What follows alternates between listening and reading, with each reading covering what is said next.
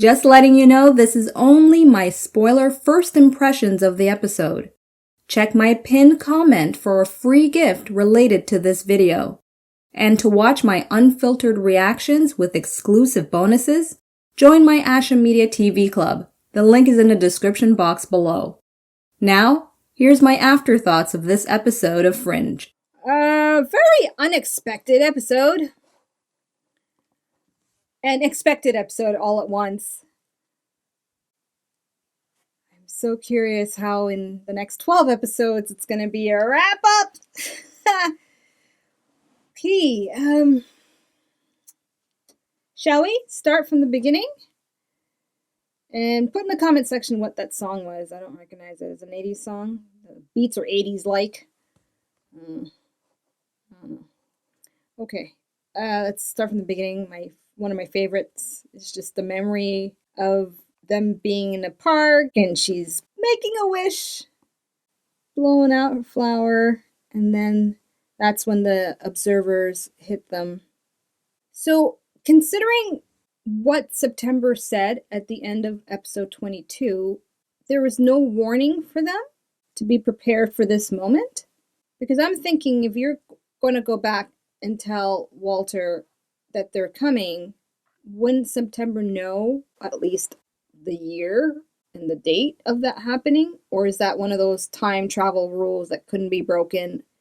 Otherwise it would create, paradoxes. I don't know, whatever. It's like a no-no to telling them the date. Because this came upon them suddenly, out of nowhere, with no preparation. But yet Walter had some warning of their invasion. Unless September just said, that's it, they're coming, and that's all I could tell you without breaking time travel rules. I'll just go with that explanation till I read something that clarifies that for me. But overall, what I enjoyed, of course, is seeing at least some of this time where they were a family. And I hope we have more flashbacks in subsequent episodes. I hope that's going to be a pattern. I mean, if it's not, it's not. And don't tell me if it is or isn't. Okay, let me experience that.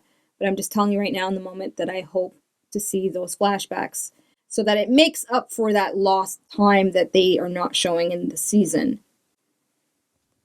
Because I was really looking forward to that, I'll be honest. I said that in my reaction, right? Like, I really wanted to see... I thought it was going to be a season of her going through her pregnancy. And then I actually really was thinking, kid you not, until after watching episode 19, and the bonus material. The bonus material definitely helped me to understand a little bit what I was up against to see in this episode. But the main thing I was thinking was that season 5 was going to be going through the motions of her pregnancy, dealing with fringe cases. And it would be like a happy ending to wrap up season 5 where they finally have her, like she's born. And it's their family and all that stuff. But it looks like we're going into reverse thing here. So what I think I've understood then is at this point, and I'm so proud of myself, I didn't talk through that monologue with Peter because I was restraining myself. It's a bad habit I have, and it ruins my own reaction sometimes. I know that. But what I think I've understood at his monologue, very well performed by Joshua Jackson, where he was saying how he left them. So this point here where they came and invaded, like somehow they got lost with all the kerfuffle going on. I mean, the way the footage is shown, I'm like, how did you lose her? She was like not even 2 feet away from him. And then he wakes up from this memory. So I guess something happened in between that time where he lost her and they were grieving, and he went out of his way to find her against everything, even giving up his relationship with Olivia. Okay, so I guess that's that. All right, let's move a little forward with moments here. He wakes up and I'm just thinking of the dynamic of interacting with your adult child as an adult. I always like seeing stuff like that. All right, and then we have Astrid with some future tech here. Future-ish tech. But stick eggs, or egg sticks, at least make it look like eggs, like, make the effort to make it yellow so I can believe it. To me, it just looks like Q-tips, okay? You're just biting into powdered or whatever Q-tips. Ugh, can't imagine the taste of that. But I like how no matter what, there's always something with Walter and food. And they did show at least a little something something there. And how Astrid's able to adapt as much as possible with all the tech. And she's just making sure she can understand everything and help the team. I like that point. Playing crossword puzzles, seems, now that I'm looking at it. Okay, what else we have? Keep going, keep going. So we have the device and then the plan. And this whole thing of the plan being scrambled or fragmented in his mind. And then they go off looking for the Unifier gadget. Okay, this part here where Central Park is now this machinery to pump in carbon monoxide. Yet, that's why I was a little confused. Like, they seem like they're adapting fine to the air quality, although it's supposed to be diminished for the observers because they don't like clean air. Okay. I have nothing else to add to that. I don't think I have a full understanding, really. But that's a fact to just, I guess, keep in mind. They don't like clean air. So maybe the way to defeat them is to pump oxygen in the air and they'll all just start, choking? I don't know. Okay, then we have the whole Gypsy Amber stuff. So, yeah, that was a really fascinating surprise. There was hints of it in the twin brother episode. People robbing those in Amber. So it shouldn't be that much of a stretch of a surprise to see that you would go and steal people in Amber or collect them and trade them for some kind of value. But the person who ended up buying her, that was quite something, is the last person I've ever suspected. But I'm glad it was someone they knew and that we know as viewers, right? So it ties in nicely. And this whole thing about being in love with her since the first day he met her. And then, at first, it's easy to be like, oh my gosh, how dare you? How could you? But putting myself in his shoes, he thought Peter and all those people were dead. Here was his chance that she would wake up and, fall for him. And so I can understand his perspective there. And it's actually a good thing that it was someone they could, unfortunately and fortunately, easily overpower and get her back, which leads to one of the most beautiful scenes of the episode, and that's the reunion of Peter and Olivia, and more than anything, Olivia meeting her grown daughter. That was very, very nice. Just looking at her ambered and used as a, pretty much a coffee table in his living room. All the people. And I love how fascinated he was that they weren't aged. Like, that's the first thing. He's like, what? You're still the same?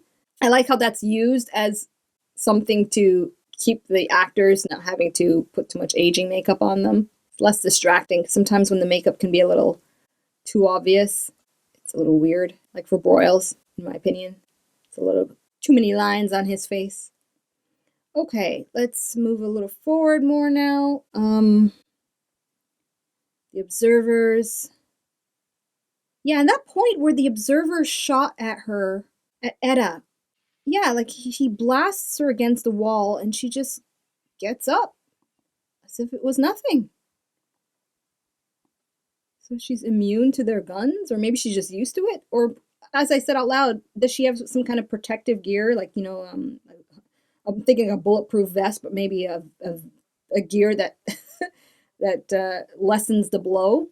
Oh, okay, I'll let you answer that if you can. Okay, and now the whole interrogation thing. Yeah, that was pretty good. John Noble just nailed it. Sold every single moment of pain and anguish and agony and resistance all in one. That was amazing. It reminded me a lot of The Matrix with Morpheus, Agent Smith. Morpheus was all just effed up with all that sweat and trying his best not to cave in. This was quite effective, the way they went about it. Now, the only thing I'm a tad bit surprised at, out of everything he picked up on, Walter was able to protect the identity of the observer, September. I'm a tad bit surprised. Out of everything, he didn't pick up on that. I guess that serves the story. Let's move on. All right, so then we have the Underground Resistance, the two-man show going on. I'm assuming we're going to meet more characters. You know, this is like the Zion here. I have to compare it a little bit with the Matrix because there's so many elements from the Matrix anyway. Yeah, so we got those two guys, and they're using their stuff to use Peter as a Trojan horse. He gets in. Destruction occurs. I like how they're showing this one guy in the Scooby Gang here, the Nazi Scooby Gang. I don't know what to call them. If there was a name for them, I just don't remember it. Okay, so I'm going to wrap it up with just pretty much the end, where we see Walter walk about, find some CDs, picks one, finds a car that's still functional with the CD player, plays music, breaks down emotionally, and then seeing the dandelion growing, and then remembering that line that the big boss man was saying about scorched earth, not having anything growing. It kind of reminds me of WALL-E. Just a bit. One of my favorite movies. Okay. I'll leave it there. I think it's a wrap up on that. I'll leave the rest to you to fill in whatever blanks that you want me to remember or take note of. In terms of Ashamoji, it's not a 5. As entertaining as it was, and as like, ooh, what's this? Ooh, what's that? There was something for me personally with the pacing that kind of was on the slower end. I would have rather picked up just a bit.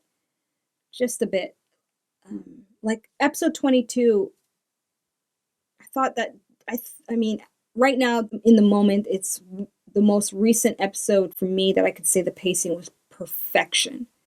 Just perfection. And I gotta ding this episode for it, just because if I were to rewatch it, I'd be doing a lot of fast forwarding. Straight up. I'm not lying about that.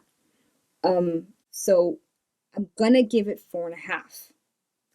Because for a season opener, so many surprises, so many new things, and I can only imagine that for viewers who watched it in real time, you know, when it aired, all the speculations of what's to come for the next few episodes must have been just a busy factor for many of you.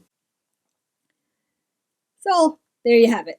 That's my reaction to episode number 1 of the 5th and final season of Fringe. If you want access to my full reaction, uncut, unfiltered, with extra bonuses that I share only with my club members, especially the bonus features or special features that I watched from season 4 that actually helped me and gave me some new perspective and helped me connect the dots of certain comments left on YouTube and from my club members. If you want access to all of that, details on joining my club is in the description box below for you. Okay, you know the drill. I will see you in the next video for episode 2. Peace out. Thank you so much for watching. Be sure to subscribe and check out my other videos.